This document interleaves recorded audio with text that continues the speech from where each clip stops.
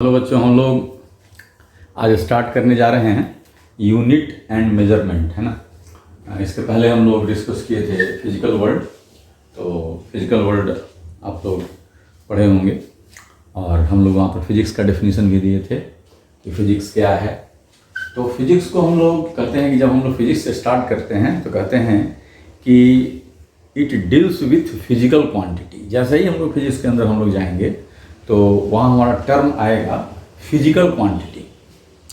और अगर आपसे पूछे व्हाट आर फिजिकल क्वांटिटीज़, क्या है, किसको हम लोग फिजिकल क्वांटिटी कहेंगे, तो आप तुरंत कहेंगे कि those which can be measured. इसलिए कि आप बहुत पहले से पढ़ते आ रहे हैं कि फिजिकल क्वांटिटी का डेफिनेशन हम लोग कैसे देते हैं, फिजिकल क्वांटिटी है क्या, तो those which can be measured. इसका मतलब कि जैसे ही हम लोग फिजिक्स के अंदर आते हैं मेजरमेंट कम्स, है ना, मेजरमेंट सामने हम लोग आ जाता है ना। जैसे ही कोई फिजिकल क्वांटिटी आएगा तो हम लोग को उसको मेजर करना होगा। और आप सब लोगों को जानकारी है, अगर हम कोई भी चीज़ मेजर करने का बात करते हैं तो जैसे ही हम मेजर करने की बात करते हैं तो आप सर्च करने लगते हैं कि यूनिट, कौन से यूनिट में हम इसका मेजरमेंट करें।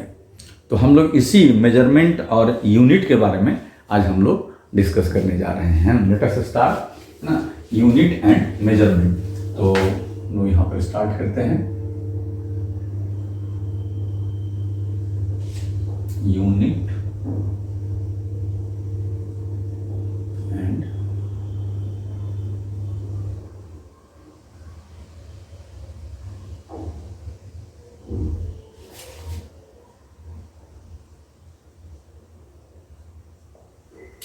Unit and measurement. पहले मेजरमेंट फिर यूनिट, है ना। तो सबसे पहले हम लोग सोचें कि what is measurement. Measurement actually है क्या। तो मेजरमेंट का सीधा सीधा हम लोग डेफिनेशन देते हैं और मेजरमेंट के बारे में हम लोग सीधा सीधा बात बताते हैं कि it is a process. Which type of process it is? It is a process in which we compare a given physical quantity, है ना। जैसे कहीं भी किसी भी चीज़ का मेजरमेंट आपको करने के लिए कहा जाए तो आप क्या करते हैं, है ना, उस फिजिकल क्वांटिटी को आप कंपेयर करते हैं विथ व्हाट, है ना, with some standard physical quantity of same type. Suppose you have to measure length, आपको लेंथ मेजर करना है, किसी भी चीज़ का लेंथ मेजर करना है, डिस्टेंस मेजर करना है। तो आप क्या करते हैं, उस लेंथ को, उस डिस्टेंस को कंपेयर करते हैं। किससे कंपेयर करते हैं? तो अब अगर आपसे पूछा जाए तो कहेंगे लेंथ हम लोग कैसे मेजर करते हैं, तो कभी हम मीटर से मेजर कर लेते हैं, कभी हम सेंटीमीटर से मेजर कर लेते हैं, कभी हम फुट से मेजर कर लेते हैं, है ना। ये मीटर जो स्टैंडर्ड हम लिए, मीटर है क्या, ये एक लेंथ ही है। फुट क्या है, फुट भी एक लेंथ ही है ना। इसका मतलब है कि जब कभी भी किसी फिजिकल क्वांटिटी को हम लोग कंपेयर करना होगा तो हम लोग क्या करेंगे, उसको उसी टाइप के फिजिकल क्वांटिटी से क्या करेंगे, हम लोग कंपेयर करेंगे, है ना। और जिस फिजिकल क्वांटिटी से उसको हम लोग कंपेयर करते हैं, है ना, वो हमारा एक स्टैंडर्ड फिजिकल क्वांटिटी होता है। फॉर द टाइम बीइंग आप स्टैंडर्ड कुछ भी ले सकते हैं, है ना। जैसे मान लीजिए हम लोग कहीं डिस्टेंस कंपेयर करना है, हमारे पास कुछ भी नहीं है, हम अपने पैर से डिस्टेंस को मेजर कर सकते हैं, हम अपने हाथ से डिस्टेंस को मेजर कर सकते हैं। बहुत छोटा है तो हम अपने फिंगर से उसको कर सकते हैं। कुछ नहीं है आपके पास, सपोज कीजिए पेन है ना, आपके पॉकेट में पेन है ना, किसी चीज़ का लेंथ मेजर करना है, कुछ नहीं मिल रहा है, तो हम लोग उस पेन से उसको कंपेयर कर सकते हैं। 1 2 and 3 सो है, देखेंगे कितना टाइम्स है। और ऐसा करके हम लोग करते क्या हैं, जैसे किसी भी चीज़ का हम लेंथ मेजर किए, अल्टीमेटली हम लोग उसका न्यूमेरिकल वैल्यू बता देते हैं, है ना। कोई भी टेबल है, बेंच है, कहते हैं इसका लेंथ मेजर करो, हम लेंथ मेजर कर देते हैं, कहते हैं दिस इज 5 फुट, है ना। तो 5 फुट मतलब हम लोग एक न्यूमेरिकल वैल्यू बताते हैं, है ना। पेन से मेजर किए क्या, है ना, किसी का लेंथ बताया 10 पेन, है ना, मतलब इस पेन से हम उसको कंपेयर किए और उसका न्यूमेरिकल वैल्यू बता दिए। तो किसी भी फिजिकल क्वांटिटी का हम लोग न्यूमेरिकल वैल्यू जानना चाहते हैं और उस न्यूमेरिकल वैल्यू को जानने के लिए हम लोग क्या करते हैं, उसको उसी टाइप के एक स्टैंडर्ड से हम लोग कंपेयर कर देते हैं। And this process is called measurement, है ना। तो हम लोग मेजरमेंट को लिख सकते हैं, है ना। Measurement is a process, it is a process, it is a process. It is a process of comparison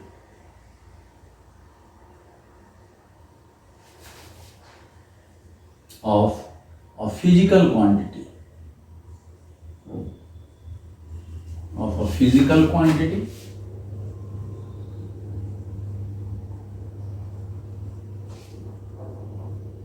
with some standard physical quantity. A standard physical quantity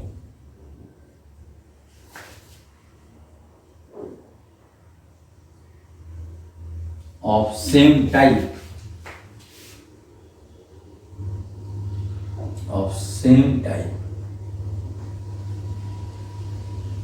to know numerical value of the physical quantity, to know numerical value of the physical quantity.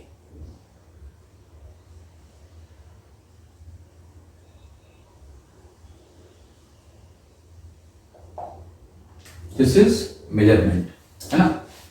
Measurement क्या है? It is a process of comparison of a physical quantity with some standard physical quantity of same type, है ना? For what? To know numerical value of the physical quantity. Purpose हमारा क्या था? Purpose हमारा था कि हम लोग फिजिकल क्वांटिटी था, जो भी फिजिकल क्वांटिटी था, हम लोग उसका न्यूमेरिकल वैल्यू फाइंड करना चाहते थे, और उस न्यूमेरिकल वैल्यू को फाइंड करने के लिए हम लोग उसको कंपेयर किए। किससे कंपेयर किए? तो जिस टाइप का फिजिकल क्वांटिटी था उसी टाइप का एक स्टैंडर्ड लिए और उससे हम लोग उसको कंपेयर किए, है ना? तो ये था मेजरमेंट, है ना? This is measurement. अब हम लोग यहाँ पर देखें कि जब भी हम मेजरमेंट करते हैं, we take some standard physical quantity of same type, and that standard physical quantity which is used to compare the given physical quantity, है ना, is termed as unit. What is unit? है ना, जब भी हम measurement करेंगे, है ना, we will have some unit, है ना, and what is unit? The standard with which we are comparing the given physical quantity to find its numerical value, है ना? तो यहाँ पर हमारे सामने साथ में यूनिट भी आ जाएगा, है ना? जैसे ही हम लोग बात करेंगे मेजरमेंट का तो यूनिट भी आएगा, और यूनिट क्या हुआ? It is a standard, it is a standard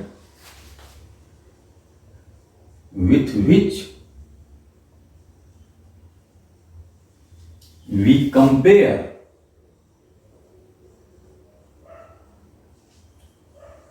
a given physical quantity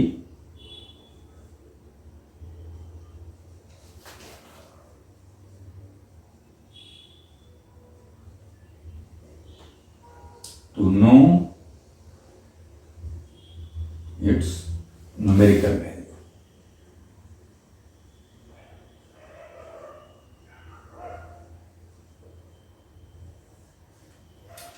unit क्या है? तो यूनिट एक स्टैंडर्ड है जिससे हम लोग किसी फिजिकल क्वांटिटी को कंपेयर करके उसका हम लोग न्यूमेरिकल वैल्यू बता देते हैं।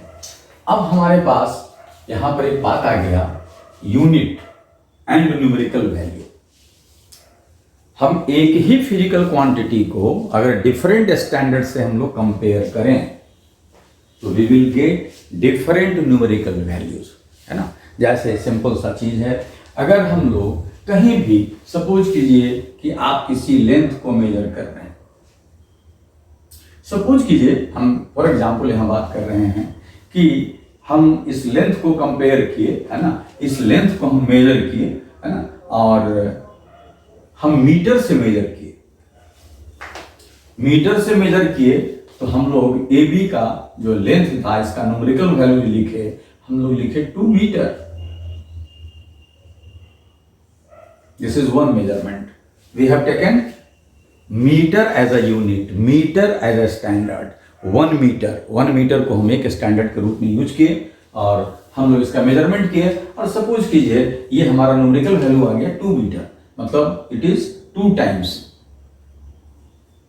Times as that of the standard metre. हमारे पास जो स्टैंडर्ड मीटर है उसका ये 2 गुना है।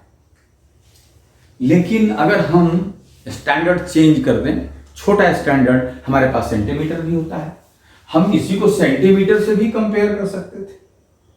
और जब हम सेंटीमीटर से कंपेयर किए तो ये हो गया 200 सेंटीमीटर। तो न्यूमेरिकल वैल्यू तो इसका बदल गया, ये 2 मीटर से 200 सेंटीमीटर हो गया, 100 टाइम्स मोर हो गया। तो सब लोग, आप लोग जानते हैं, हम लोग सारे लोग जानते हैं कि सेंटीमीटर और मीटर जो है बड़ा स्टैंडर्ड है ना, ये बड़ा यूनिट है ना। सेंटीमीटर के कंपैरिजन में कितना टाइम्स बड़ा है, तो 100 टाइम्स ज्यादा है। तो हम लोग यहां पर यूनिट को 100 टाइम्स कर दिए, बड़ा कर दिए, है ना। तो न्यूमेरिकल वैल्यू जो है 100 टाइम्स छोटा हो गया। सेंटीमीटर से मीटर कर दिए तो 200 से 2 मीटर हो गया। और अगर हम 2 मीटर यहाँ पर सेंटीमीटर यूज कर दिए, मतलब हमें स्टैंडर्ड को छोटा कर दिए, तो न्यूमेरिकल वैल्यू क्या हो गया, बड़ा हो गया, है ना। कहीं भी आप इस तरह का चीज दे सकते हैं। जैसे कहीं भी किसी चीज का हम लोग मास मेजर कर रहे हैं, और मास मेजर कर रहे हैं और कह रहे हैं हम लोग कि ये जो है 5 kg है, तो केजी में हम लोग 5 ले रहे हैं। केजी हमारे पास एक स्टैंडर्ड है, एक यूनिट है, लेकिन केजी हटा करके हम लोग ग्राम में मेजर करें तो आप जानते हैं कि 5 kg की जगह आप न्यूमेरिकल वैल्यू जो आ जाएगा, है ना, उसको अगर हम कंपेयर करेंगे तो वो 5000 आ जाएगा। तो कारण क्या है, कारण यही है कि केजी जो था वो ग्राम से बड़ा स्टैंडर्ड था, और कितना बड़ा था, 1000 टाइम्स बड़ा था। तो 1000 टाइम्स बड़ा था, है ना, इसलिए हम लोग केजी में जब हम लोग लिए तो 1000 टाइम्स छोटा हो गया। अगर केजी से हम ग्राम किए तो 1000 टाइम्स बड़ा हो गया, है ना। तो इस तरह का बात हम लोग यहाँ पर देख रहे हैं कि जो स्टैंडर्ड है, यूनिट है, उसके ऊपर आप किस तरह का यूनिट यूज कर रहे हैं, उसके यूपर न्यूमेरिकल वैल्यू डिपेंड करेगा। यानी हम लोग यहाँ पर कह सकते हैं कि numerical value is a function of unit. Numerical value ये जो है function of unit.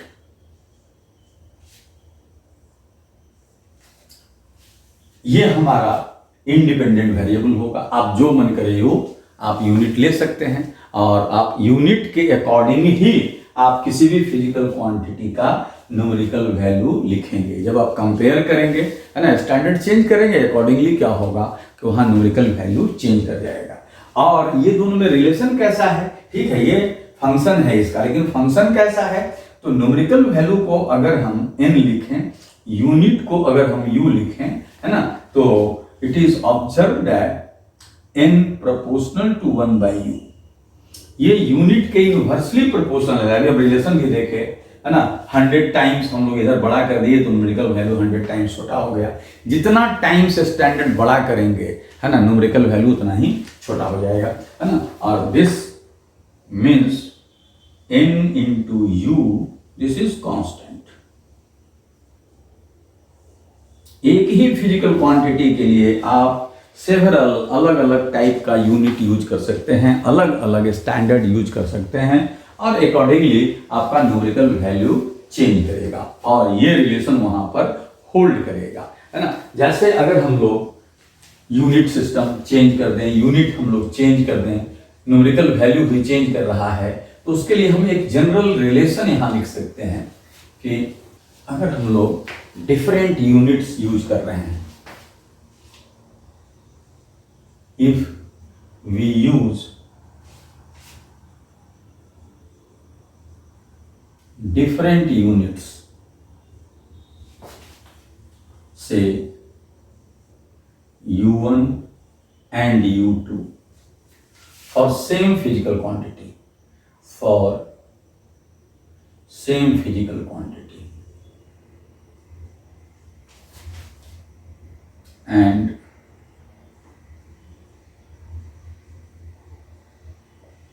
corresponding numerical value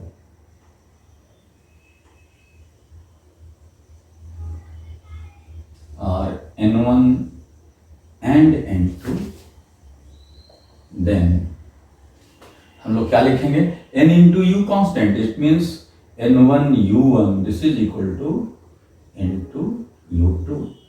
और भी हम तीसरा भी ले सकते थे, n1u1 is equal to n2u2 is equal to n3u3, है ना, सेवरल टाइप्स हम लोग ले सकते थे। और इस रिलेशन का यूज हम लोग करते हैं, है ना, यूनिट को अगर हम डिफरेंट यूनिट ले रहे हैं तो न्यूमेरिकल वैल्यू को कन्वर्ट करने के लिए, है ना, तो आसानी से हम लोग इसका यूज करेंगे आगे जब यूनिट का हम लोग कन्वर्सन करेंगे। ओके अगर आप न्यूमेरिकल वैल्यू का ग्राफ प्लॉट करते हैं यूनिट के साथ, डिफरेंट यूनिट लेकर के, और अगर इसका ग्राफ प्लॉट किया जाए तो आप जानते हैं इन्वर्सली प्रोपोर्शनल का ग्राफ, है ना, ये ग्राफ पूछा भी जाता है, तो हम लोग यहाँ पर प्लॉट कर सकते हैं।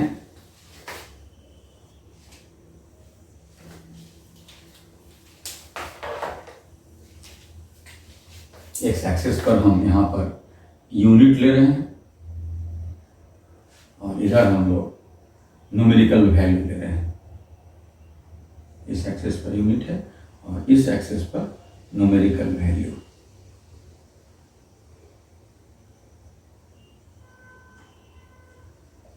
तो आप इन्वर्सली प्रोपोर्शनल का ग्राफ देखें,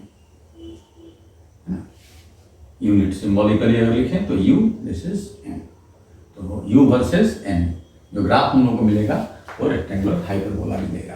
तो इस तरह से यूनिट और न्यूमेरिकल वैल्यू एक दूसरे से रिलेटेड है और इसको हम लोग फॉलो करेंगे। अब हम लोग यहाँ पर देखें कि फिजिकल क्वांटिटी जो हम लोग लेते हैं, बेसिकली फिजिकल क्वांटिटी को हम लोग दो पार्ट में डिवाइड कर देते हैं एंड अकॉर्डिंगली यूनिट को भी हम लोग दो पार्ट में डिवाइड कर देते हैं, है ना। तो types of physical quantity and unit अगर हम लोग सोचें, है ना, types of physical quantity and unit, types of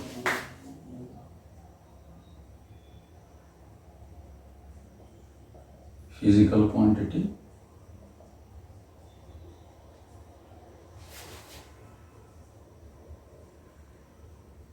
and unit.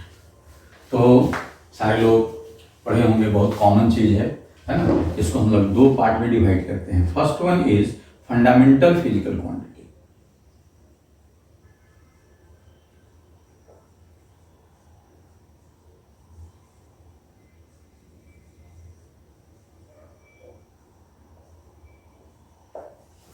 और सेकेंड जो हमारा है डेराइव्ड फिजिकल क्वांटिटी।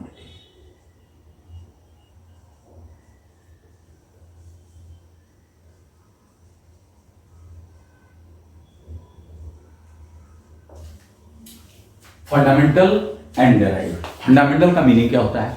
फंडामेंटल का मतलब है सेल्फ डिपेंडेंट, है ना। हम लोग अगर किसी भी फिजिकल क्वांटिटी को फंडामेंटल फिजिकल क्वांटिटी कह रहे हैं, इसका मतलब कि उसको डिफाइन करने के लिए या उसको समझाने के लिए, उसको इंट्रोड्यूस करने के लिए हमको किसी दूसरे फिजिकल क्वांटिटी की जरूरत नहीं है ना।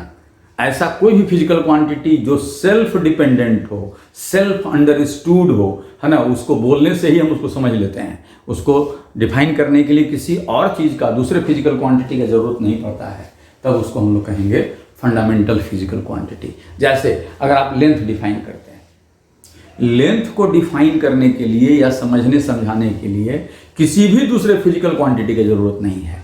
लेंथ सेल्फ अंडरस्टूड है ना। लेंथ जब भी लेते हैं हम लोग, तो हम लोग कहते हैं कि ये सेल्फ अंडरस्टूड है। ए से बी का लेंथ, तो हम लोग कह देते हैं सेपरेशन, है ना, सेपरेशन बिटवीन टू पॉइंट्स। हम लोग कह दिए कि ये क्या है, ए से बी का लेंथ हो गया, ठीक है। तो उसी तरह से मास हम लोग कहते हैं। मान लो मास को हम लोग को समझाना है किसी को कि व्हाट इज मास, तो हम लोग मास को समझाने के लिए किसी दूसरे फिजिकल क्वांटिटी का हेल्प नहीं लेंगे। हम लोग कह देते हैं क्वांटिटी ऑफ मैटर, जो उसके अंदर है वही मास है। हम लोग उसको समझाने के लिए लेंथ का हेल्प नहीं लेते हैं, टाइम का हेल्प नहीं लेते हैं। आप कहेंगे कि कैसे, कौन सा ऐसा फिजिकल क्वांटिटी है जिसमें इसका हम लोग की जरूरत पड़ जाए। जैसे अगर आपसे हम कहें कि स्पीड को समझाइए, स्पीड को इंट्रोड्यूस कीजिए, स्पीड को डिफाइन कीजिए, तो आप तुरंत कहेंगे distance travelled in unit time. अब देखिए, जैसे ही आप बात किए यहाँ पर distance travelled, distance is length, and unit time. अब दो चीज़ यहाँ पर चाहिए हम लोगों को, हम डिस्टेंस मेजर करेंगे और फिर टाइम लेकर के डिवाइड करेंगे। मतलब क्या हुआ, मतलब ये हुआ कि अगर हम स्पीड को समझाना चाहते हैं तो केवल स्पीड टर्म से उसको नहीं समझा सकते हैं, उसको हम लोग समझाने के लिए हम लोग लेंथ का हेल्प लिए, टाइम का हेल्प लिए, हमको डेंसिटी समझाना है। डेंसिटी समझाना है तो आप क्या कहते हैं, मास पर यूनिट वॉल्यूम, वॉल्यूम को समझाना है तो आप क्या कहते हैं, length into width into height. यानी वॉल्यूम को हम लेंथ के टर्म में एक्सप्रेस कर रहे हैं, लेंथ, विड्थ भी एक लेंथ है, हाइट भी एक लेंथ है, length into length into length, है ना। अब हम लोग डेंसिटी ले रहे हैं तो मास बाई वॉल्यूम, यानी मास और लेंथ हम लोगों को चाहिए। तो इस तरह का बहुत सारा, जैसे आप फोर्स ही डिफाइन करते हैं, एक्सेलरेशन ही डिफाइन करते हैं, तो आप कहते हैं rate of change of velocity, है ना। और वेलोसिटी जो है खुद क्या है, ये भी डेराइव्ड है, वेलोसिटी डिस्प्लेसमेंट बाई टाइम। मतलब ये हुआ कि फंडामेंटल का मतलब क्या हुआ कि जो सेल्फ डिपेंडेंट हो, है ना, जिसको इंट्रोड्यूस करने के लिए, बताने के लिए, ड्राइव करने के लिए, या हम लोग कहें कि समझाने के लिए, डिफाइन करने के लिए, है ना, किसी भी दूसरे फिजिकल क्वांटिटी का जरूरत हम लोगों को नहीं पड़े। तो हम लोग कह सकते हैं कि फंडामेंटल क्या हुआ, फंडामेंटल क्वांटिटीज क्या हुआ, self dependent physical quantities, self dependent physical quantities.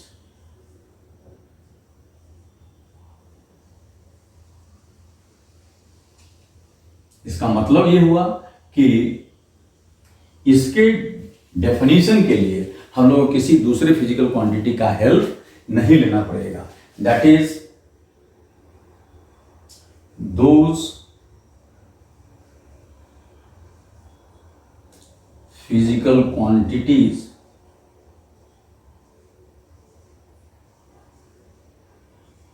which do not require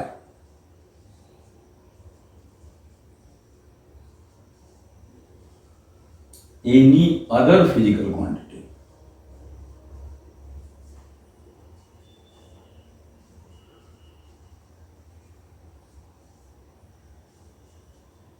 for its definition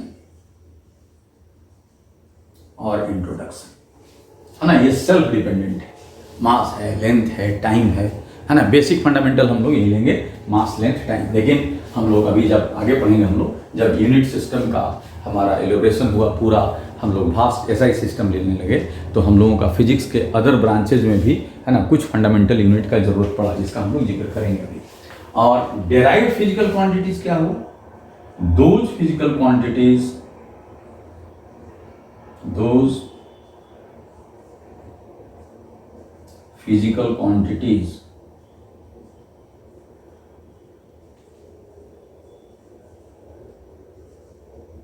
which depends on fundamental physical quantities।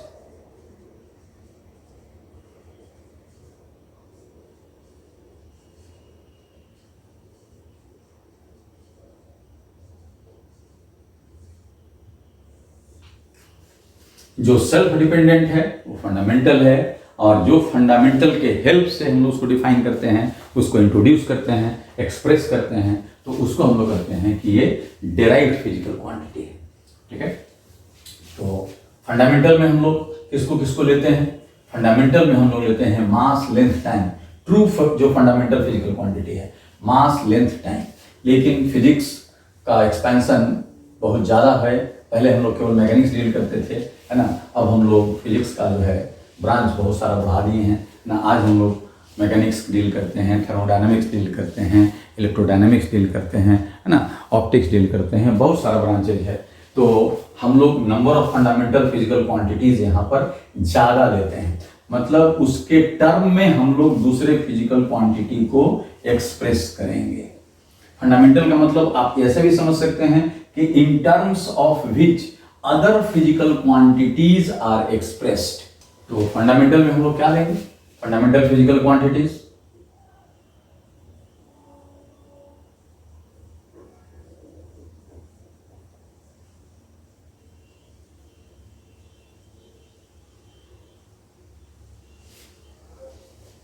तो आप जानते हैं मास, लेंथ, टाइम, ये बहुत पहले से इसको लिया जा रहा है ना। जो हम लोग प्योर फिजिक्स जिसको हम लोग कहते थे, वहाँ मास लेंथ टाइम लेते थे, लेकिन अभी हमारा है ना ब्रांच बढ़ गया है ना, उसमें फिर हम लोग और इलेक्ट्रिक करंट है ना, टेम्परेचर, थर्मोडायनेमिक्स के लिए,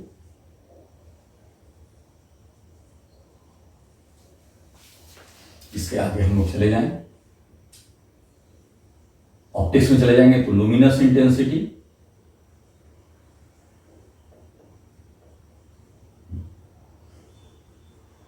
मटेरियल फिजिक्स में चले जाएंगे, कलेक्शन ऑफ पार्टिकल्स,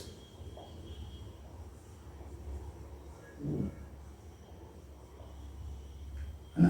तो इस तरह से आप देखें हमारे पास कितना है, 1 2 3 4 5 6 एंड 7, इतना फंडामेंटल फिजिकल क्वांटिटीज है। और यहीं पर बात आता है कि ये सारे फिजिकल क्वांटिटीज के यूनिट को हम लोग फंडामेंटल यूनिट्स कह देते थे। तो यहीं से बात आ जाता है फंडामेंटल यूनिट का, units of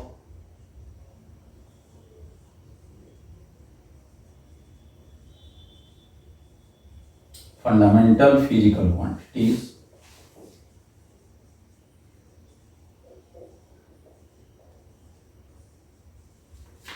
are known as fundamental unit.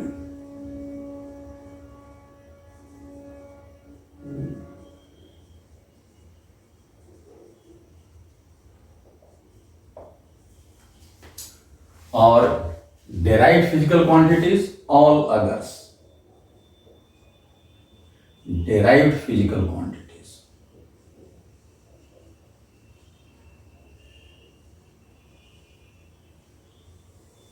है ना, all others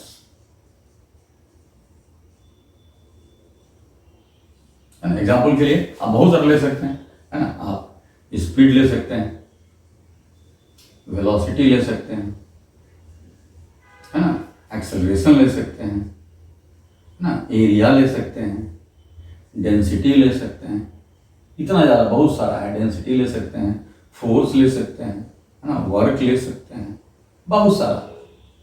these are all derived physical quantity. ये सब को हम लोग फंडामेंटल के हेल्प से डिफाइन करते हैं, इंट्रोड्यूस करते हैं, एक्सप्रेस करते हैं। और units of derived physical quantities, units of derived physical quantities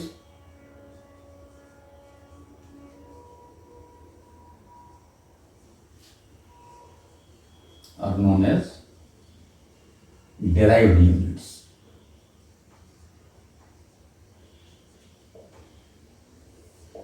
जैसे अगर आपसे कोई पूछे कि न्यूटन फंडामेंटल यूनिट है या डेराइव्ड यूनिट, तो कहेंगे डेराइव्ड यूनिट है ना, क्योंकि ये डेराइव्ड फिजिकल क्वांटिटी का यूनिट है। ठीक है, तो ये जो फिजिकल क्वांटिटी था उसको हम लोग दो पार्ट में डिवाइड कर दिए। स्टिल हमारे पास कुछ ऐसा क्वांटिटी है जिसको हम कहते हैं कि these are not physical quantities, है ना। अगर आप देखेंगे तो न मास है, न लेंथ है, न टाइम है, न कुछ नहीं है ना, लेकिन still we require their measurement, और वो बहुत ही कॉमन फिजिकल क्वांटिटी है ना, plane angle and solid angle. और इसको हम लोग कहते हैं कि सब्सिडियरी फिजिकल क्वांटिटी है, ये स्यूडो भी कर सकते हैं, subsidiary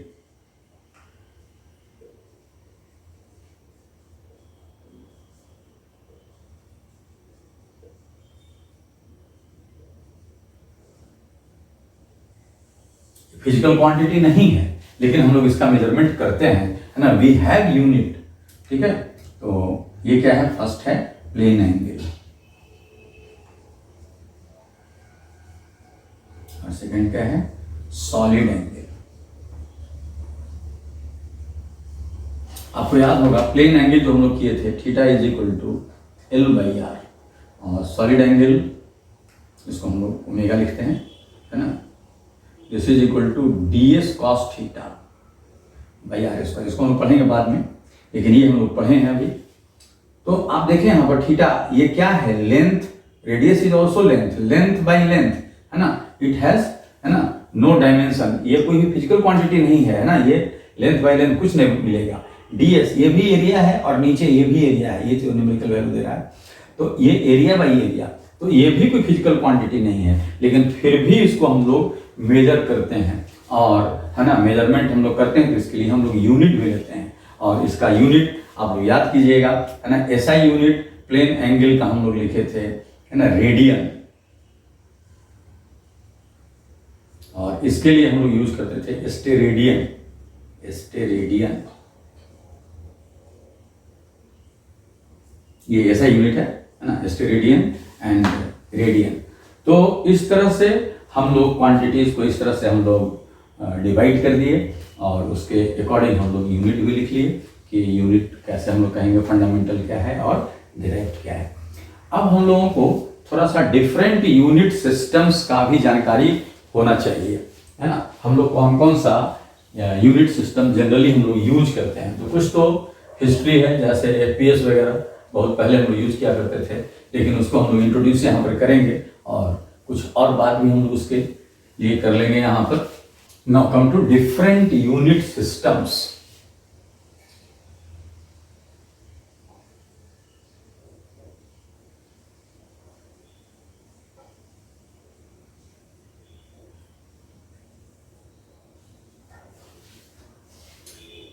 unit and unit system.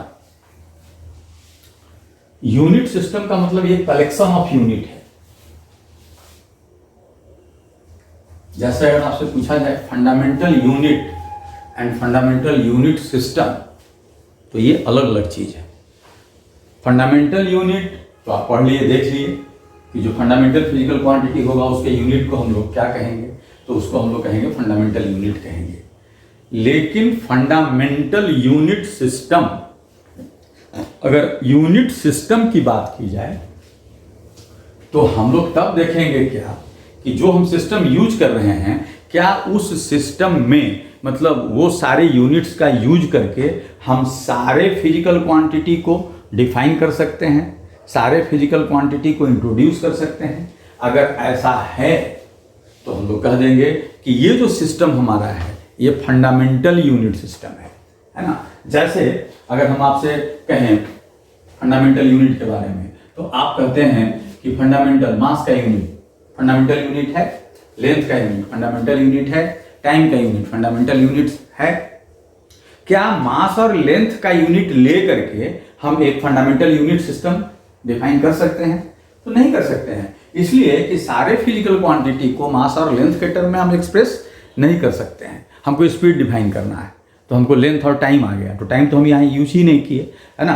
तो इसका मतलब है कि फंडामेंटल यूनिट सिस्टम क्या हुआ, है ना, एक ऐसा यूनिट सिस्टम, है ना, इन terms of which all other physical quantities can be expressed, है ना। जैसे अगर हम मैकेनिक्स की बात करते हैं, जनरल फिजिक्स हम लोग पढ़ते हैं, और मास लेंथ और टाइम का यूनिट, है ना, का एक सिस्टम हम लोग ले लें, है ना। हम लोग सपोज कीजिए केजी ले लें, मीटर ले लें, सेकंड ले लें, तो मैकेनिक्स के लिए ये एक फंडामेंटल यूनिट सिस्टम हो गया, इसलिए कि मैकेनिक्स में सारे फिजिकल क्वांटिटी को मास लेंथ और टाइम के टर्म में हम लोग एक्सप्रेस कर सकते हैं, है ना। तो fundamental unit and fundamental unit system दोनों में डिफरेंस है। ऐसा नहीं समझेंगे हम लोग कि फंडामेंटल यूनिट जो है वही fundamental unit, system term use कर रहे हैं। सिस्टम का मतलब कलेक्शन ऑफ यूनिट, है ना। तो फंडामेंटल यूनिट सिस्टम क्या होगा, इसमें प्रॉब्लम भी आप लोगों को बहुत जगह मिलेगा, है ना। यूनिट दे देगा, इसका इसका इसका यूनिट, है ना, कोई भी चीज उठा करके दे देगा, 3 यूनिट दे दिया, 2 यूनिट दे दिया, कहा कि क्या ये फंडामेंटल यूनिट सिस्टम फॉर्म कर सकता है। तो हम लोग को देखना होगा कि जो यूनिट लिया गया, है ना, जिस जिस फिजिकल क्वांटिटी का यूनिट लिया गया, क्या उसके टर्म में बाकी सारे दूसरे फिजिकल क्वांटिटी को हम लोग एक्सप्रेस कर सकते हैं। If it is possible, then this system forms a fundamental unit system, and if it is not possible, है ना, then it will not form fundamental unit system, है ना। तो अभी हम लोग इसको थोड़ा आगे करेंगे। अभी हम लोग जो कॉमन डिफरेंट यूनिट सिस्टम्स है ना, उसको हम लोग देखने जा रहे हैं। यहाँ पर जो सबसे पुराना हमारा है ना, वो एफपीएस सिस्टम है, एफपीएस, और यहाँ नाम से लग रहा है फुट पाउंड सेकेंड, यानी हम लोग यहाँ पर लेंथ का यूनिट, मास का यूनिट और टाइम का यूनिट, जो हम लोगों का मैकेनिक्स था, है ना, जो जनरल फिजिक्स हम लोगों का था, वहाँ पर यही 3 ही फंडामेंटल फिजिकल क्वांटिटी हमारे पास था, लेंथ, मास एंड टाइम। और बहुत दिनों तक, है ना, फिजिक्स में यही फंडामेंटल क्वांटिटी हम लोग यूज करते रहे। लेकिन फिजिक्स का डेवलपमेंट बहुत ज़्यादा हो गया, है ना, और ये बहुत भास्ट हो गया। तो भास्ट हो जाने के बाद क्या हुआ कि डिफरेंट हम लोग ब्रांचेज यूज किए फिजिक्स के लिए। और हुआ क्या कि ठीक है, मैकेनिक्स के लिए तो ये ठीक है हमारा मास लेंथ टाइम, लेकिन हम इलेक्ट्रिसिटी में चले जाते हैं तो मास लेंथ टाइम के अलावे भी हम लोग कोई एक ऐसा फिजिकल क्वांटिटी लें जिसके टर्म में सारे फिजिकल क्वांटिटी को हम लोग एक्सप्रेस करें, है ना। तो एफपीएस जो था ये ओल्डेस्ट सिस्टम है, और यहाँ लेंथ मास टाइम का ही यूनिट हम लोग लेते थे। और लेंथ के लिए हम लोग लिया करते थे फुट, मास के लिए हम लोग लिया करते थे पाउंड, और ये सेकंड। ये बहुत दिन से चलता रहा है सेकंड, है ना, दिस इज ओल्डेस्ट। इसके बाद हम लोगों का आया सीजीएस सिस्टम, और नाम से है centimetre gram second. Here centimetre, here gram, and here again second. इसके बाद हम लोग को आया एमकेएस, और यहां तक, है ना, यही 3 ही था। MKS metre, kilogram and second. ये हमेशा से सेकंड ही रहा, ये चेंज करते गए। ये हमारा था एमकेएस तक। इसके बाद जो सिस्टम हम लोग यूज किए, जब फिजिक्स, है ना, बहुत भास्ट हो गया, तो उसके लिए ये तो वही रहने दिए, लेकिन इसमें हम लोग और एडिशनल जो फंडामेंटल क्वांटिटी हम लोग बढ़ा दिए। फंडामेंटल 3 से हम लोग 7 कर दिए, तो सारे के लिए हम लोगों को, है ना, यूनिट भी यूज किया जाने लगा। और जो लेटेस्ट जो हम लोगों का अभी जो सिस्टम है ना, एसआई सिस्टम। एसआई सिस्टम क्या है? इंटरनेशनल सिस्टम ऑफ यूनिट, है ना। यहां पर ये तो वही रहा, मास लेंथ टाइम। जो एडिशनल आया उसके लिए हम लोग एडिशनल यूनिट लिए। एडिशनल क्या आया? हम लोग अभी बात किए थे कि इलेक्ट्रिक करंट आ गया, और इलेक्ट्रिक करंट के लिए हम लोग ने सिलेक्ट किया एम्पियर, है ना। फिर थर्मोडायनेमिक्स में टेम्परेचर आ गया, और टेम्परेचर के लिए हम लोगों ने सिलेक्ट किया केल्विन, है ना। उसी तरह से लुमिनस इंटेंसिटी आ गया ऑप्टिक्स के लिए,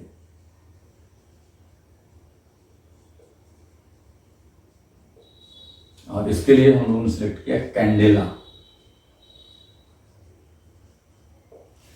फिर हम लोगों का आ गया collection of particles, material physics, और इसके लिए हम लोगों ने यूज किया मोल। तो ये 4 एडिशनल आ गया, और 3 पहले से था, है ना। तो अभी हमारा जो इंटरनेशनल सिस्टम ऑफ यूनिट है, we are having 7 fundamental units, है ना, mass length time and other branches के लिए। तो ये हमारा लेटेस्ट है, जिसमें हम लोग अभी सब सारे चीज को यूज करते हैं। अब हम लोग को थोड़ा सा इसके बीच में इंटर रिलेशन वगैरह हम लोग को जान लेना है ना। ऐसे बेसिकली हम लोग ज्यादा यूज करते हैं कौन? ये सेंटीमीटर ग्राम सेकंड, और उसके बाद यहाँ सीजीएस को हम लोग यूज करते हैं, है ना, और एसआई को यूज करते हैं। कभी कभी ये बात सोचा जाता है कि एसआई में क्या एडवांटेज है, एसआई जो हम लोग सिस्टम ले रहे हैं, है ना, इससे फायदा क्या है? तो एसआई सिस्टम में फायदा हमारा ये है, जैसे क्या था कि एमके सिस्टम हम जब ले रहे थे, तो एक तो ब्रॉडर नहीं था पूरे फिजिक्स में, है ना। इस सिस्टम में हमारे पास फंडामेंटल यूनिट्स नहीं था, एक डिमेरिट ये था। एसआई जो हम लोग किए तो सारे फिजिक्स के ब्रांचेज में हमारे पास एसआई सिस्टम में फंडामेंटल यूनिट्स आ गया। दूसरा हम लोगों का क्या था कि जब हम लोग जब ब्रांच हम लोग चेंज कर देते थे, जैसे सबसे कॉमन एग्जांपल आपको देते समझ में भी आएगा कि जैसे हम लोग थर्मोडायनेमिक्स में चले जाते हैं, वहाँ हीट हम लोग पढ़ते हैं, और मैकेनिक्स में हम लोग क्या पढ़ते हैं? वर्क पढ़ते हैं, काइनेटिक एनर्जी पढ़ते हैं, पोटेंशियल एनर्जी पढ़ते हैं। तो हम लोग सब लोग जानते हैं कि heat is also a form of energy, kinetic energy, this is also energy, work is also a form of energy. अगर हम लोग एसआई सिस्टम की बात, एमके सिस्टम की हम लोग बात करें, तो एमके सिस्टम में हीट का जो हम लोग हम लोग जो वर्क का यूनिट ले रहे थे, जूल ले रहे थे। काइनेटिक एनर्जी, पोटेंशियल एनर्जी का यूनिट जो हम लोग ले रहे थे, जूल ले रहे थे। और जैसे ही हम लोग हीट में चले जाते थे, है ना। तो वहाँ पर हमारा उसका यूनिट हम लोग ले लेते थे कैलोरी। अब ये कन्फ्यूजन आ जाता था, है ना। इधर हम लोग क्या ले रहे हैं, सेम एनर्जी का यूनिट यहाँ हम लोग जूल ले रहे हैं, वहाँ हम लोग कैलोरी ले रहे हैं, है ना। तो लगता था क्या कि हमारे पास कोई ऐसा सिस्टम होना चाहिए कि एक ही टाइप का अगर फिजिकल क्वांटिटी है, एनर्जी है, तो चाहे वो जिस फॉर्म का एनर्जी हो, लाइट एनर्जी हो, साउंड एनर्जी हो, हीट एनर्जी हो, है ना, सबका सेम यूनिट होना चाहिए। तो एसआई सिस्टम में ये चीज़ मिलता है। आप यूनिट देख करके पहचान जाएंगे, है ना, कि ये एक ही टाइप का फिजिकल क्वांटिटी है। जैसे अगर एसआई सिस्टम आप लें तो हीट का यूनिट हम लोग कहेंगे जूल है, वर्क का यूनिट जूल है, काइनेटिक एनर्जी का यूनिट जूल है ना, इलेक्ट्रिक फील्ड एनर्जी का यूनिट क्या है, जूल है। तो यहाँ पर एक बहुत बड़ा एडवांटेज हम लोगों को हो गया कि इस सिस्टम, ये तो ब्रॉडर सिस्टम है ही, साथ साथ, है ना, same type of physical quantity has same unit, इसमें यूनिट में अंतर नहीं है। तो ये इसका कैरेक्टरिस्टिक है। अब हम लोग देखें यहाँ पर कुछ हम लोग को जानकारी ले लेना है। जैसे सेंटीमीटर, मीटर सब लोगों को दिमाग में याद रहता है, ग्राम, केजी, ये सब कन्वर्सन आप लोगों को याद रहता है। लेकिन एफपीएस से, है ना, हम लोग भूल जाते हैं, एफपीएस सिस्टम वगैरह के बारे में हम लोग भूल जाते हैं। तो थोड़ा सा उसका हम यहाँ पर डिस्कशन कर देते हैं और कुछ एडिशनल बात और हम कर देंगे।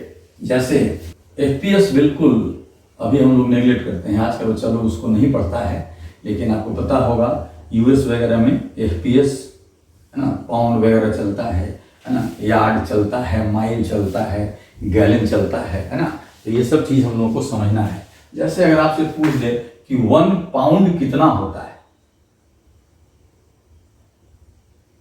तो आप सिंपली याद रखेंगे कि 453 ग्राम, ऐसे याद कर लेना है ना, 1 पाउंड। इसी में एक आता है 1 ऑन्स, 1 ऑन्स। तो एक्चुअली हम लोग पहले से याद करें 16 ounces, this is equal to 1 pound. तो यहां से 1 ऑन्स का आइडिया आपको मिल जाएगा। ऑन्स, ऑन ये सब चलता था, है ना। उसी तरह से अगर आपसे पूछा जाए 1 foot,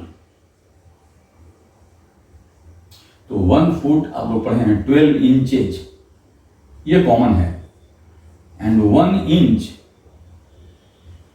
this is equal to 2.54 centimetre. ये भी आपको याद रहना चाहिए।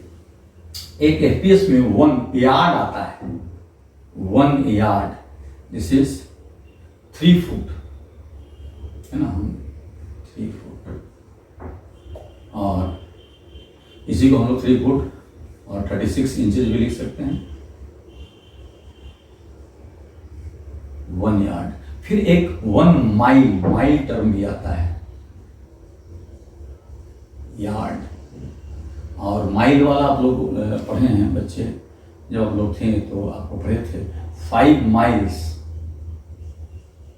8 किलोमीटर, ये आप पढ़े ना। ये भी चीज़ आप याद रखेंगे, 1 माइल, है ना। तो माइल, यार्ड, ये सब चीज़ आता है ना, थोड़ा जानकारी इसका होना चाहिए। फिर हम लोग पढ़े थे, लास्ट जो टॉपिक हम लोग किए थे उसमें माइक्रोस्कोपिक एंड मैक्रोस्कोपिक फिजिक्स का हम लोग बात किए थे। तो माइक्रोस्कोपिक जब फिजिक्स हम लोग डील करते हैं तो वहाँ पर मीटर, सेंटीमीटर, ना, ये सब नहीं चलता है। वहाँ चूंकि डिस्टेंस बहुत छोटा होता है, एटॉमिक लेवल, न्यूक्लियर लेवल, तो वहाँ पर हम लेंथ के लिए, है ना, एंगस्ट्रम यूज करते हैं। 1 angstrom, this is symbol of angstrom. 1 angstrom this is equal to 10 to the power -10 metre और 10 to the power -8 सेंटीमीटर। ये बिल्कुल आपको याद होना चाहिए, एंगस्ट्रम, है ना।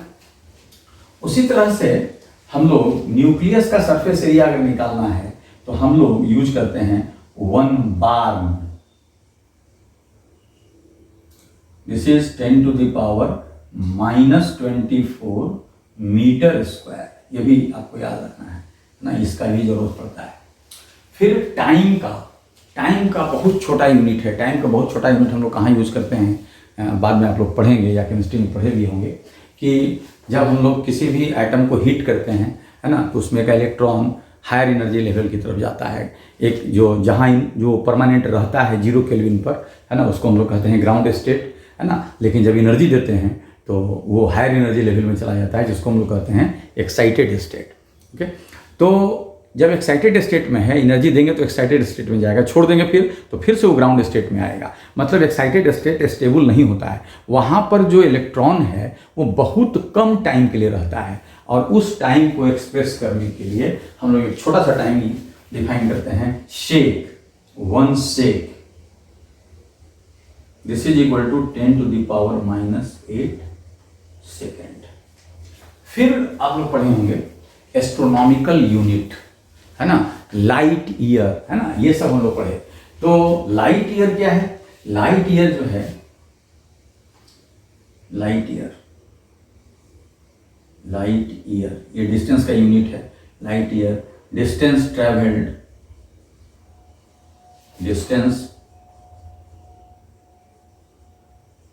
Travelled by light in vacuum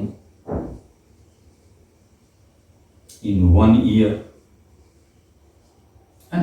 तो ये सब, ये एस्ट्रोनॉमिकल जो बहुत हम बड़े फिजिक्स बहुत बड़े लेवल पे चले गए, है ना, तो वहां पर हम लोग किलोमीटर वगैरह तो हम लोग यूज करते ही हैं, लेकिन this is a very very large unit, ये बहुत बड़ा यूनिट है लाइट ईयर, है ना।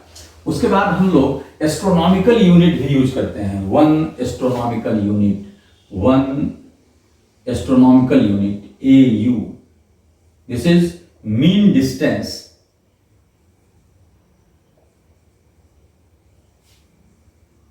between Earth and Sun। अर्थ और सन के बीच का जो एवरेज डिस्टेंस है, मीन डिस्टेंस है ना, वो इलिप्टिकल ऑर्बिट है, थोड़ा घटते बढ़ते रहता है, तो एवरेज डिस्टेंस जो है उसको हम लोग कहते हैं 1 एस्ट्रोनॉमिकल यूनिट, है ना। तो इस तरह से हम लोग यहाँ पर देखें कि कुछ हमारे पास यूनिट्स है ना, जो अनकॉमन है, बहुत ज़्यादा हम यूज नहीं करते हैं, लेकिन कभी कभी सबके बारे में क्वेश्चन में पूछ देता है। ये मेमोरी बेस्ड है। जैसे अगर आपसे कोई पूछ दे कि sec, what is sec, is it fundamental unit और डेराइव्ड यूनिट, तो सबसे पहले तो आपको जानना होगा कि सेक है यूनिट किसका, तो सेक टाइम का यूनिट है। इट मीन्स सेक जो है हमारा फंडामेंटल यूनिट है ना। बार्न क्या है, तो ये एरिया का यूनिट है, and area is not fundamental physical quantity, ये डेराइव्ड फिजिकल क्वांटिटी है ना। तो ये हमारा क्या हुआ, ये डेराइव्ड यूनिट हो गया, ठीक है। एस्ट्रोनॉमिकल यूनिट लेंथ का यूनिट ज़्यादा कॉमन है, ये आप लोगों को याद होगा, लाइट ईयर, है ना। उसी तरह से एक हम लोग यूज करते हैं पार्सेक।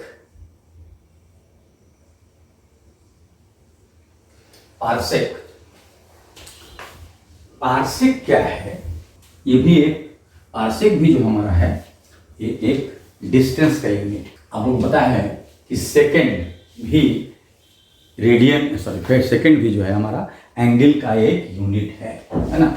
1 डिग्री को अगर आप 60 पार्ट में डिवाइड करते हैं तो उसको कहते हैं 1 मिनट, है ना। और 1 मिनट को अगर 60 पार्ट में डिवाइड करते हैं तो उसको कहते हैं 1 सेकेंड। तो 1 सेकेंड ये बहुत बहुत छोटा डिस्टेंस है। तो आपको ध्यान रखना है कि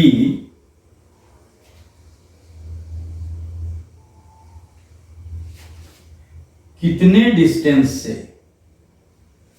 ये डिस्टेंस R,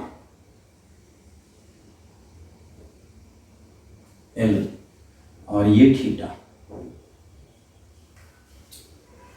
तो L हमारा लेना है 1 एस्ट्रोनॉमिकल यूनिट, है ना। और अगर theta is equal to 1 second है, 1 सेकेंड हम ऐसे नहीं लिख रहे हैं, हम 1 ऐसे लिख रहे हैं। 1 सेकेंड का मतलब क्या हुआ, 1/60 इंटू 60 डिग्री, है ना, दिस इज 1 सेकेंड। ये 1 एस्ट्रोनॉमिकल यूनिट। तो ये जो R है यहां पर, दिस इज पार्सेक, 1 पार्सेक। कितने डिस्टेंस से 1 एस्ट्रोनॉमिकल यूनिट का आर्क, है ना, 1 सेकेंड का एंगल बनाता है। तो दिस इज पार्सेक, है ना, unit of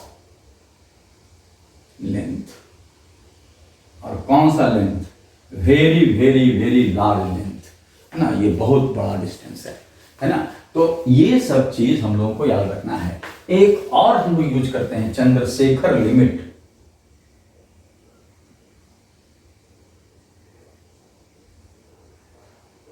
Chandrasekhar limit.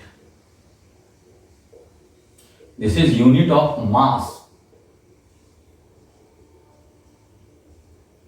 1.42 times solar मास।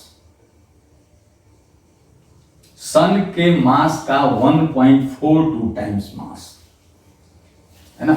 ये एक लिमिटिंग वैल्यू ऑफ मास है। इससे बड़ा अगर मास कर देंगे तो मास एग्जिस्ट नहीं करता है। मास अगर बहुत ज़्यादा हो गया तो क्या होता है कि ग्रेविटेशनल पुल इतना ज़्यादा होगा कि वो कॉन्ट्रैक्ट करना शुरू कर देगा। तो ये सब चीज़ हम लोगों को थोड़ा सा दिमाग में रखना है एडिशनली। और अगर थोड़ा सा एक्स्ट्रा नॉलेज चाहिए तो आप एनसीईआरटी उठा करके इसके बारे में थोड़ा सा हिस्ट्री वाला पार्ट थोड़ा सा देखेंगे तो आपको समझ में आ जाएगा, है ना, कि ये सब एक्स्ट्रा क्या है।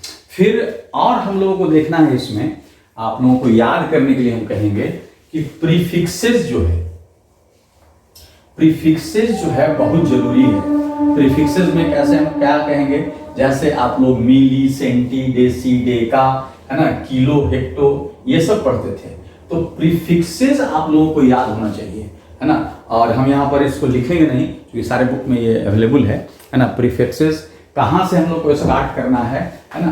तो आप जो है कोशिश करेंगे कि 10 टू द पावर -15 से फेमटो, जिसको हम लोग फर्मी भी करते हैं, तो फेमटो 10 टू द पावर -15 से, है ना, 10 टू द पावर 12 तक याद करें या 15 तक याद करें तो ज़्यादा बेटर होगा। फर्मी फेमटो से लेकर के एक्सा टेरा पेटा, है ना, वहाँ तक आप लोग याद कर लें तो ये बहुत हेल्पफुल होगा। हेल्पफुल इसलिए होगा कि कहीं भी, जैसे मान लीजिए कि दे दिया कहीं भी 1 माइक्रोमीटर स्क्वायर, ऐसा कहीं लिख दिया 1 माइक्रोमीटर स्क्वायर, और आपको फिर एसआई में इसका वैल्यू लिखना है। तो आपको पता होना चाहिए कि माइक्रो प्रीफिक्स है क्या। 10 to the power -6 is called micro. It means 10 to the power -6 metre का स्क्वायर लिखा गया है। इसका मतलब ये हो गया 10 to the power -12 metre square. मतलब प्रीफिक्सेस आपको याद रहेगा तो आप आसानी से, है ना, सॉल्व कर सकते हैं। जैसे मान लें कहीं पर आ गया कि 10 मिलीमीटर क्यूब। अब आपको सोचना है कि इसको हम लोग को कन्वर्ट करना है एसआई में, तो आप क्या करेंगे, आप सीधे करेंगे 10, और मिली का मतलब है 10 टू द पावर -3, तो 10 टू द पावर -3 मीटर, है ना, और इसका क्यूब हम लोग कर देंगे तो 10 into 10 to the power -9 metre cube. तो ये अगर आपको याद है कि मिली क्या होता है, सेंटी क्या होता है, डेसी क्या होता है ना, किलो क्या होता है, हेक्टो क्या होता है ना, मेगा क्या होता है ना, तो आप आसानी से, जैसे 10 टू द पावर 6 मेगा, है ना, तो 10 टू द पावर -6 माइक्रो। तो ये सब चीज़ आप लोगों को, और बुक में है सारा चीज़, तो इसको थोड़ा सा आप लोगों को याद कर लेना है अपने से, है ना। तो इसको हम छोड़ दे रहे हैं, इसको आपको सेल्फ करने के लिए दे रहे हैं। ये सेल्फ आप अपने से करेंगे, है ना, ये याद करने वाला है। अब हम लोग देखें यहाँ पर कैरेक्टरिस्टिक्स ऑफ गुड यूनिट। अच्छे यूनिट का क्या क्या कैरेक्टरिस्टिक है, हाउ टू टेक, है ना, यूनिट, सुटेबल यूनिट कैसे हम लोग लेंगे। क्योंकि अभी हम लोग बात किए कि आपके पास क्या है, लेंथ का अगर यूनिट सेलेक्ट करते हैं तो मिलीमीटर, सेंटीमीटर, है ना, डेसीमीटर, किलोमीटर, है ना, लाइट ईयर, बहुत सारा यूनिट है। तो हम लोग किस चीज का मेजरमेंट किस में करें, कैसे करें। हमारे पास unit, collection of unit system ले लिए, किलोग्राम भी है, मीटर भी है, सेकंड भी है, बहुत सारा चीज है। तो हम यूनिट का सिलेक्शन कैसे करेंगे, है ना। तो कैरेक्टरिस्टिक्स ऑफ गुड यूनिट।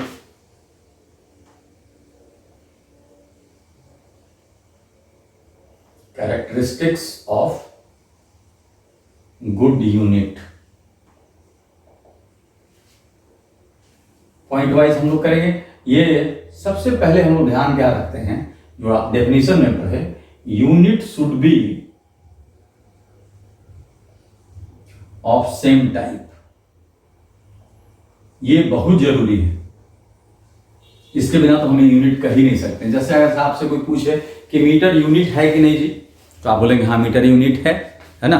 तो अगर मीटर यूनिट है तो let us measure the mass of this body, तो कहेंगे नहीं, मास के लिए तो यूनिट नहीं है। इसलिए कोई भी यूनिट है तो हमारे काम का यूनिट है कि नहीं, हम किस चीज़ का मेजरमेंट करने जा रहे हैं, कौन सा फिजिकल क्वांटिटी के लिए हम यूनिट की बात कर रहे हैं, है ना, हम लोगों को पहले ये डिसाइड करना होगा। है ना। जैसे आपसे पूछे कि आप मीटर लेके बैठे हुए हैं, सेंटीमीटर लेके बैठे हुए हैं, आप कह रहे हैं, कोई पूछ रहा है कि हाँ यूनिट लेके बैठे हो ना, यूनिट है ना, आप बोल दिए हाँ, तो और वो बोलेगा कि मास मेजर कर दो हमको, तो फिर दिक्कत हो जाएगा। इसलिए जैसे ही ये बात आता है कि यूनिट, जब भी यूनिट की हम लोग बात करें, तो जैसे अगर पूछे कि मीटर यूनिट है कि नहीं, तो हम पहले ये सवाल करेंगे, ये क्वेश्चन करेंगे कि for the measurement of what, which type of physical quantity, है ना। अगर ये बात पता चल जाता है तब हम बात कर देंगे कि हाँ यूनिट मीटर है ना।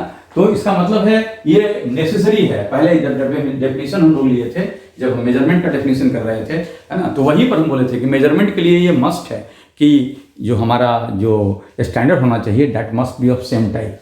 तो unit should be of same type, यहाँ पर कोई कंफ्यूजन नहीं होता है, आप आसानी से समझ लेते हैं। And second is unit should B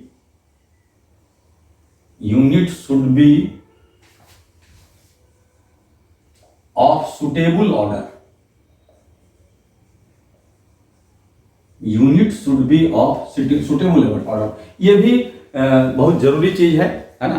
क्योंकि फिजिक्स का मतलब ये नहीं है कि बहुत नॉलेज वाला आदमी ही किसी चीज को समझे, है ना। हम लोग क्या चाहते हैं, क्योंकि यूनिट और मेजरमेंट, है ना, ये लेमैन के लिए भी जरूरी है। सब लोगों को ये चीज़ समझ में आना चाहिए, है ना। साइंस ऐसा होना चाहिए, हम कोई भी चीज़ को समझाना चाहें, किसी चीज़ को बोल रहे हैं, तो ऐसा नहीं कि हम समझें और जो बहुत नॉलेज वाला आदमी है, पढ़ा लिखा आदमी है, वही समझे और जो है दूसरा आदमी नहीं समझे, है ना। हम लोग कोशिश क्या करते हैं, हम लोग कोशिश करते हैं कि ये जो है सारे लोगों के लिए आसानी से समझने वाला हो जाए। तो सुटेबल ऑर्डर जो है ये बड़ा ही इंपॉर्टेंट चीज़ है। जैसे मान लीजिए कि किसी भी चीज़ का आप मेजरमेंट करते हैं और जब उसका न्यूमेरिकल वैल्यू एक्सप्रेस करते हैं, तो ये थोड़ा सा मतलब सरप्राइजिंग नहीं होना चाहिए। जैसे कि आप किसी आदमी का हाइट, है ना, मेजर कर रहे हैं, हाइट मेजर कर करके या हाइट का इंफॉर्मेशन दे रहे हैं, हाइट के बारे में बता रहे हैं कि उस पर्सन का हाइट कितना है। आप बोलते हैं कि हाँ वो पर्सन का हाइट 6 फीट, बहुत ठीक है, लंबा आदमी है, हम बोले वो आदमी का हाइट 6 फीट है, तो ये सरप्राइजिंग नहीं है। सब लोग समझें कि हाँ आदमी टॉल है, ठीक है, उसका लंबाई अच्छा खासा है, 6 फीट है, ठीक है। अगर हम लोग उसको सेंटीमीटर ही बोल देते हैं तो सेंटीमीटर उतना कॉमन नहीं है जितना कि फीट कॉमन है, यानी एवरीडे लाइफ में फीट ज़्यादा कॉमन है। सेंटीमीटर में अगर आप बोलेंगे तो थोड़ा सा कैलकुलेशन करना पड़ेगा, दिमाग में लगेगा कि कोई आदमी अगर 6 फीट का है, आप सेंटीमीटर में किसी दूसरे आदमी का हाइट बोल दिए, अब वो कन्फ्यूज हो जाएगा। कन्फ्यूज क्या होगा कि मेरे से ज़्यादा लंबा आदमी है कि मेरे से छोटा, ज़्यादा क्या छोटा है वो, कैसे, तो कन्वर्सन करना पड़ेगा, है ना। यहाँ तक ठीक है, चलिए, है ना, ये हम लोग बोल सकते हैं, सेंटीमीटर ही बोल सकते हैं, चलता भी है। लेकिन सेंटीमीटर हटा करके थोड़ा सा और आप एडवांस चले जाइए, आप एंगस्ट्रम में उसको बता के देखिए। एंगस्ट्रम में अगर बता देंगे, है ना, तो एकदम आपका जो स्टेटमेंट है वो कहेगा कि ये तो मीनिंगलेस ये बात करता है। क्या बात करता है, आदमी का हाइट बोलता है और ऑर्डर बताता है। आप सोचिए 10⁻6 एंगस्ट्रम अगर ले लें, 10⁻10 की बात कर रहे हैं, है ना। यानी आप जो है जो जनरल जो हम लोग, है ना, जो बात करते हैं इकाई, दहाई, सैकड़ा, ये सब फेल कर जाएगा, है ना, इतना ज़्यादा उसका हाइट हो जाएगा, है ना। तो जैसे अब मान लीजिए कि कहीं पर एक 2 प्लेस है, उसका डिस्टेंस 2 किलोमीटर है, 2 किलोमीटर है, 2 किलोमीटर को आप 2 किलोमीटर किसी को बोलिए, है ना, किसी आदमी को बोलिए कि कहाँ जाना है। सपोज कीजिए कोई रिक्शा वाला है, उसको बोलिए आप कि चलना है, यहाँ से वहाँ जाना है। अगर उसको पता नहीं हो जगह का तो पूछेगा कितना दूर है, आप बोल देंगे 2 किलोमीटर, तुरंत बैठाएगा, आपको लेके चल देगा। लेकिन 2 किलोमीटर की जगह पर 2000 मीटर बोलिए उसको, थोड़ा सा वो कन्फ्यूज करेगा। हो सकता है कि वो कहे कि नहीं जाना है हमको, है ना, आप सही बता रहे हैं, लेकिन वो कहे हमको नहीं जाना है। और अगर उसी को सेंटीमीटर में आप बोल दीजिए तो एकदम नेसेसरीली बोलेगा कि दिमाग इसका ख़राब है, पागल है, रिक्शा करने आया है, इतना बड़ा डिस्टेंस का बात करता है ना। तो मतलब ये है कि बड़ा फिजिकल क्वांटिटी है तो बड़े यूनिट में हम उसको बोलेंगे, जिससे कि एब्सर्ड नहीं लगे, सुनने में थोड़ा वो अच्छा लगे, एक्सप्रेस करने में भी ठीक लगे। अब मान लीजिए कि कहीं भी किसी चीज़ का लेंथ आप लिख रहे हैं, वो लिख रहे हैं 0.000 इतना मीटर आप लिख रहे हैं। क्या जरूरत है इतना ऐसे लिखने का, हम इसको मिलीमीटर में भी बोल सकते थे, थोड़ा ज़्यादा अच्छा लगता है ना। तो इसलिए हमेशा ध्यान रखना है कि जब हम यूनिट एक्सप्रेस करें तो मतलब एवरीडे लाइफ में लोगों के लिए, है ना, वो एक्सेप्टेबल होना चाहिए, ऐसा यूनिट हम लोग यूज करेंगे। तो ये unit should be of suitable order, ये इंपॉर्टेंट चीज़ है ना। जब भी हम लोग काम करें, आप देखते हैं कि वेवलेंथ ऑफ लाइट हम लोग एंगस्ट्रम में याद करते हैं, वेवलेंथ ऑफ लाइट हम कहाँ किलोमीटर और मीटर में याद करते हैं, हम लोग सीधे एंगस्ट्रम में याद कर लेते हैं, ज़्यादा आसान होता है कि नहीं। अगर हम लोग ज्योमेट्री बनाते हैं तो सेंटीमीटर में साइड ले देते हैं, है ना। क्यों साइड सेंटीमीटर में देते हैं, हम लोग उसको 0.0001 कर करके, और सपोज कीजिए 0.002 हम लोग मीटर भी लिख सकते थे, लेकिन नहीं लिखते हैं हम लोग, क्या उसको सेंटीमीटर में दे देते हैं, मिलीमीटर में दे देते हैं, है ना। तो हम लोग ये चीज़ का ध्यान रखते हैं। और तीसरा जो हमारा है, unit should B invariant, unit should B invariant under different conditions of, under different conditions of temperature, pressure and time। अगर आप यूनिट कंस्ट्रक्ट कर रहे हो, बना रहे हो कि हम इससे मेजरमेंट करेंगे, तो ये पॉइंट बहुत ही इंपॉर्टेंट है कि किस चीज का कैसा यूनिट हम कंस्ट्रक्ट करें, है ना। अब हम यूनिट का कंस्ट्रक्शन कर रहे हैं, हम मीटर बना रहे हैं किसी चीज़ के मेजरमेंट के लिए, तो मीटर जो हम बनाए, है ना, उसका जो लेंथ होना चाहिए वो इनवेरिएंट होना चाहिए। ऐसा नहीं कि कंडीशन चेंज कर दें। तो हम अभी देख रहे थे कि मीटर सपोज कीजिए इतना बड़ा मीटर है, और किसी दूसरे कंडीशन में उतना बड़ा हो जाए, तीसरे कंडीशन में इतना बड़ा हो जाए, मतलब उसका मैग्नीट्यूड ही फिक्स नहीं रहे।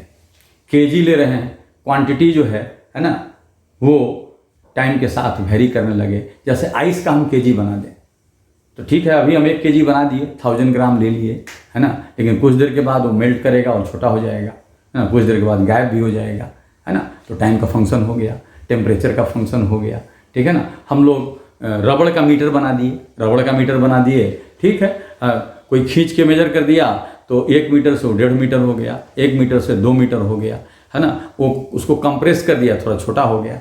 तो इस टाइप का चीज नहीं होना चाहिए। Unit should B invariant under different condition of temperature and pressure, ठीक है ना।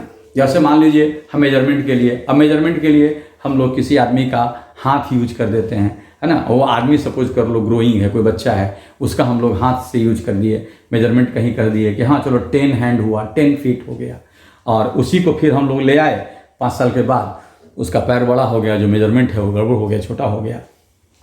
तो मतलब इस चीज का हमेशा हम लोगों को ध्यान रखना चाहिए। जैसे हमारा इंटरनेशनल वेट्स एंड मेजर का जो ऑफिस है ना, फिर फ्रांस में जो ऑफिस है, हम वहाँ पर हम लोग मीटर बना के रखे हैं। तो वहाँ हम लोग प्लेटिनम का बना के रखे हैं, स्टील का नहीं रखे हैं, प्लेटिनम का रखे हैं।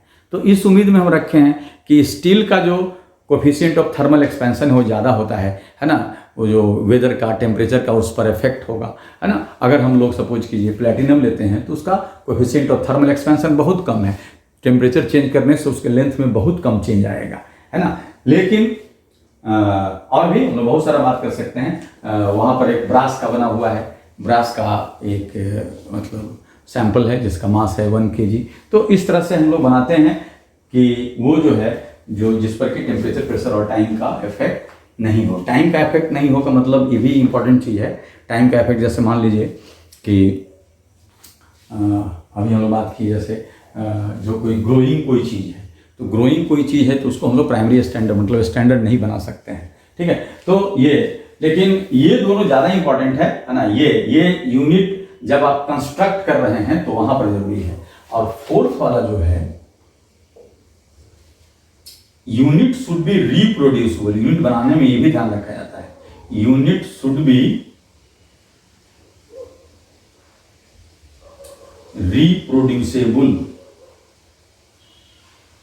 जो आप यूनिट कंस्ट्रक्ट किए, आप सपोज कीजिए किसी भी मटेरियल का, लोहे का या प्लेटिनम का एक मीटर बना दिए, ठीक है। कह रहे हैं कि टेम्परेचर चेंज होता है तो ठीक है, उसके लेंथ में बहुत कम चेंज होता है।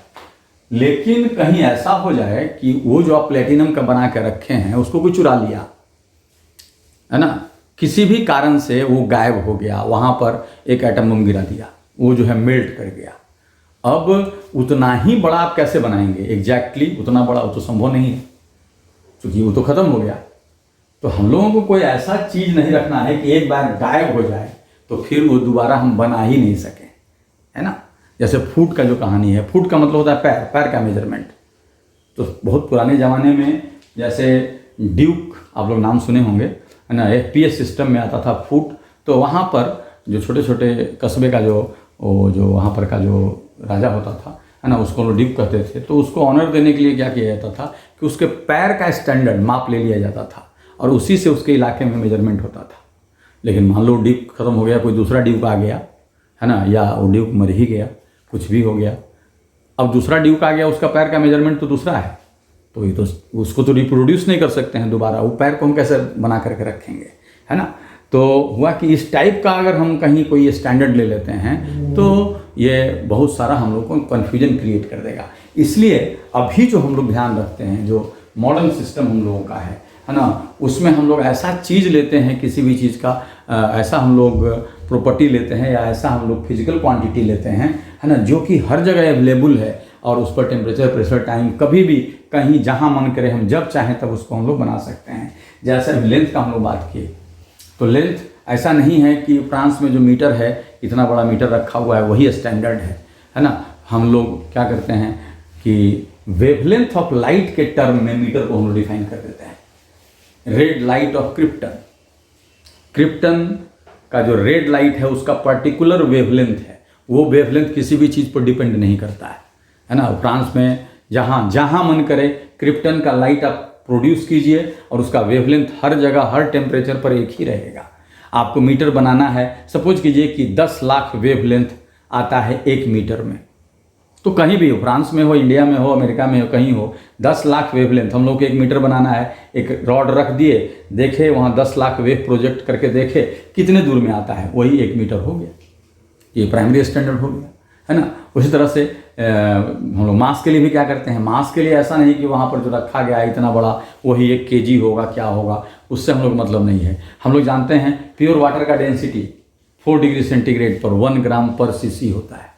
1 लीटर अगर वाटर ले लें 4 डिग्री सेंटीग्रेड पर प्योर वाटर, तो 1 kg होगा। और यही प्राइमरी स्टैंडर्ड है। जहाँ कहीं भी किसी किलोग्राम को हमको चेक करना है कि ये सही है कि गलत है, तो हम दूसरा किलोग्राम से अच्छा है कि हम 1 लीटर प्योर वाटर लेंगे और 1 लीटर प्योर वाटर ले करके उसको देखेंगे कि ये दोनों इक्वल है या नहीं है। 1 लीटर प्योर वाटर से अगर आपका किलोग्राम जो चीज़ को चेक करें ज़्यादा हो गया तो उसका मतलब उसका वेट ज़्यादा है, कम हो गया तो कम है ना। तो इस तरह से हम लोग मास को डिफाइन कर लेते हैं। उसी तरह से टाइम के लिए, अब घड़ी से हम लोग नहीं कह सकते हैं कि ये घड़ी सही, हम कह सकते हैं घड़ी फास्ट है, ये स्लो है। तो उसके लिए हम लोग क्या करते हैं, एक आता है solar day system. Solar day system आज दोपहर से कल दोपहर 24 घंटा 24 आवर्स, है ना। उसको 24 पार्ट में हम लोग कर दिए 1 आवर, फिर 60 से डिवाइड कर दिए 1 मिनट, फिर 60 डिवाइड कर दिए 1 सेकेंड। लेकिन इससे भी बेटर जो है, जो आजकल हम लोग लेते हैं, तो एटॉमिक क्लॉक, एटॉमिक वॉच। जैसे आप कहते हैं किसी पेंडुलम का टाइम पीरियड 2π√L/g, लेकिन आप जानते हैं पेंडुलम क्लॉक का टाइम पीरियड चेंज करते रहता है। आज वो हो सकता है कि 2 सेकंड में एक ऑसिलेशन कर रहा है, टेम्परेचर बढ़ गया, पेंडुलम का लेंथ बढ़ गया, टाइम पीरियड बढ़ गया उसका, अब वो घड़ी स्लो हो गया, है ना।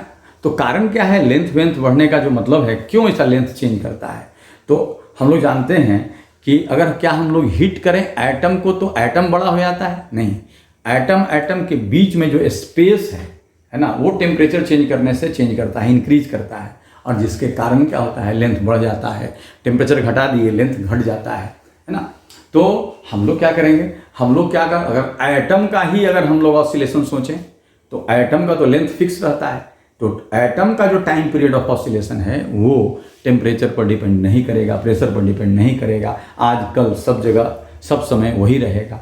इसलिए आज जो हम लोग जो टाइम का स्टैंडर्ड जो हम लोग डिफाइन करते हैं वो atomic clock, caesium watch, caesium clock, है ना। सीजियम एटम, है ना, उसके लिए डिफाइंड है, मतलब वो याद करने का नहीं है ना। आप पढ़ना देखना चाहेंगे तो मिल जाएगा बुक में कि 1 सेकंड में वो कितने बार ऑसिलेट करता है, उतने ऑसिलेशन का टाइम 1 सेकंड है, क्योंकि वो फिक्स्ड है। सेकंड आपका घड़ी का सेकंड चेंज कर सकता है ना। एक बार हम डिफाइन कर दिए कि 1 सेकंड में सपोज कर लो 20 बार ऑसिलेट करता है, तो 20 ऑसिलेशन मतलब 1 सेकंड।